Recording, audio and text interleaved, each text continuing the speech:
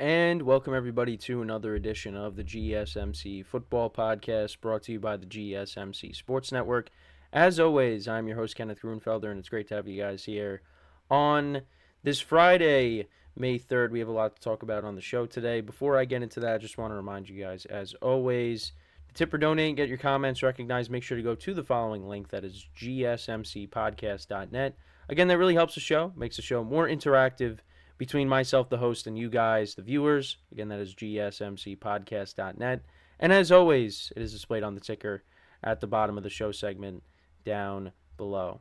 So, with that being said, let's get into what we are going to talk about for today. So we're going to talk about more on the 49ers stuff regarding their wide receivers, more comments made by General Manager John Lynch on his commitment to both of these guys, because throughout this whole offseason, especially with Brandon Aiyuk, we've just been hearing nothing but trade rumors because of his contract and wanting a new contract. And then when the draft came around, we started hearing some rumors about Deebo Samuel maybe being traded. So I'll get into all that in a second. Then in the second part of the show, we'll take a look at some updated Super Bowl odds for each team. I looked at DraftKings, so we'll go based off of those odds, and I'll talk about them, give my thoughts on each team's Super Bowl odds. I mean, well, not going to go through every single team, but we'll go through the teams that have the best odds, and I'll give you my thoughts on that. Then in the third part of the show, we'll take a look at every quarterback that was taken in the first round in the 2024 NFL Draft, and I'll talk about their situations and, you know, if they might have to sit or if they're going to start right away. We'll get into all that as well. So really just kind of an overview on all the quarterbacks that were taken in the first round and, you know, the situations that they were drafted into. And then in the final part of the show, we'll talk about the Pittsburgh Steelers. They declined Najee Harris's fifth-year option. So this is his final year, and we'll see, you know, what happens after 2024 if they bring him back. But they did not pick up his fifth-year option, so I will talk about that as well. So, with that being said, let's get into the first topic, which is talking about the 49ers, which, again, another team that I have talked about a lot because with their receivers, they've been in the news a lot. So, let's get into that. And, yeah, so more comments from John Lynch. So, he was on the Pat McAfee show, and he basically was talking about his roster and, you know, the stuff revolving around his two receivers. And this is what he said. He said, "I love our roster. I'm doing everything in my power to keep our roster together." And we'll see if he says anything else in the article that I have here. So that was actually his only quote that he said. Okay, so that doesn't... I thought there was another quote, but I guess not. But that's basically what he said. Well, yeah, and here's... Well, yeah, this is more from the quote. "I love our roster, and I love the way it's comprised. I'm doing everything in my power to keep our roster together, and that's my goal. Deebo and Aiyuk are guys that we drafted, and we couldn't be more proud of these guys." So that's more from what he said on the Pat McAfee show. And, I mean, I do believe him. The 49ers are a team that are in a great position to contend for a Super Bowl. They've come up short a lot these last few seasons, but it's tough now because you got guys that are going to desire new contracts, and right now you still have Brock Purdy, who's not making that much money, but eventually he's going to need a new contract, and I know I've touched upon that this offseason. But so the window's kind of, you know, right now to get it done while Brock Purdy is still under that rookie contract, because now when he needs a new contract, it's going to be harder to, you know, keep some of the other guys. But also, is Brock Purdy the long-term answer at quarterback? And they definitely view that. But what if Brock Purdy goes out there in 2024 and doesn't play well? Then what? So they got some decisions that are going to be coming their way that they're going to have to make in the near future. And yeah, you want to keep everybody, but that's not how it always works. You're going to have to move off of some guys. I mean, look at the Bengals And I've talked about the T. Higgins situation. We talked about that yesterday. They're not going to be able to keep him and Jamar Chase. If they're going to have to pay both receivers, they're not going to be able to do. They can't do it. I mean, they can, but then you got to address other areas. On the defensive side of the ball, and other positions as well on the offensive line. You can't be paying, your quarterback and your two receivers can't account for most of your cap. You got to be able to spread that around so you can make sure that other areas are addressed. And that's the same thing with the 49ers. So they could move off of one of these guys at some point. The Bengals, I think, and we talked about it in our production meeting yesterday, that T. Higgins at some point will get traded. Maybe it's not this year, but it could be next year. So we'll have to see. I mean, he is currently under the franchise tag, so but we'll see. At some point, he's long term, he's not going to be a Bengal. But now with these two guys, Deebo Samuel and Brandon Aiyuk, are they going to be 49ers long term?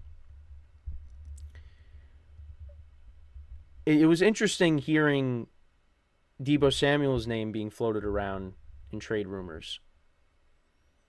Because all offseason, all we heard was Brandon Aiyuk, but there was really no talk about Deebo, and then all of a sudden we get to the draft and doing some reading and seeing that the 49ers could be more inclined to trade Deebo Samuel instead of Aiyuk.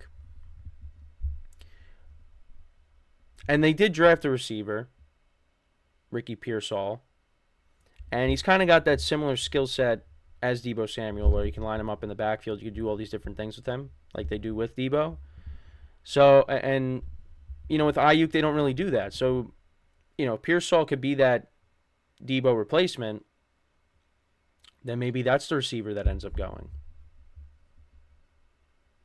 Now, I mean, you're hoping that they keep everybody for 2024. I mean, if John Lynch is doing everything he can to make sure that they're all good and they could keep their roster together, you're hoping that, as a Niners fan, that they're all together for this year. Because after this year, who knows? They might be moving off of some guys. They've had to let go of some guys, too. Like, they let go of Eric Armstead on the defensive line, which hurts. So, this is the year to get it done. Because, again, you could see more guys looking to get paid, including their quarterback. So, you want to get it done. Now, can they do it? Yeah. I think they could. Of course, I believe they can win a Super Bowl. The problem is they've gotten there a couple times and they've lost to the same team. And they had a lead in both games. They had a 10-point lead the first time they played the Chiefs, and then, they had a lead against the Chiefs again, and it evaporated because of, a muffed punt on special teams. And I don't know. I mean, I don't know what else the 49ers could have did. I mean, they could have cashed in on, some Patrick Mahomes or the Chiefs turnovers. Mahomes threw a pick and Pacheco fumbled, but the Niners didn't cash in. And I thought they did play a solid game, but they didn't do enough. And again, another thing that I've talked about all offseason, and Mahomes said it again recently, is that they are really guaranteeing this three-peat. They really want this to happen. And they got a great chance to. And I think the offense is going to be better. They were able to bring back Chris Jones. They, extended Andy Reid and the guys in the front office, and Travis Kelce got a pay raise. They're ready to go. But that's if you get to the Super Bowl. With the NFC, the Lions are not going away. The Packers got better. The Eagles got better. Dallas kind of stayed the same, and the 49ers own Dallas, so not really going to put them in. I think the Eagles are better than Dallas right now because the Eagles got better. Dallas just stayed the same. Now Dallas could still again. Dallas played very well against the Eagles last year. They could have won both games. But the Eagles, they improved on defense. So we'll see how that matches up when these two teams meet in the fall or whenever they play. They play later in the season. We get more towards the winter, but yeah, you'll see at least one matchup early on in the season. I would imagine, but that's really I mean the teams in their own division, the 49ers. I think they're better. I mean the Rams are going to be good, even without Aaron Donald. They're going to be a good team. You got the Seahawks, who are going to be a good team, but they still got some questions at quarterback, and we'll see how that plays out. And the 49ers are better than every team in the South, in the NFC South. So really, I look at, and back to the NFC North. I said the Lions and the Packers. I love what the Bears have done. The Vikings have a solid roster, but you got two rookie quarterbacks and Sam Darnold. If Sam Darnold starts with the Vikings, so the Bears got to show us first that they belong before we could start talking about, oh man, they're one of the better teams in the NFC. So right now the three teams are the Packers, the Lions, and the Eagles.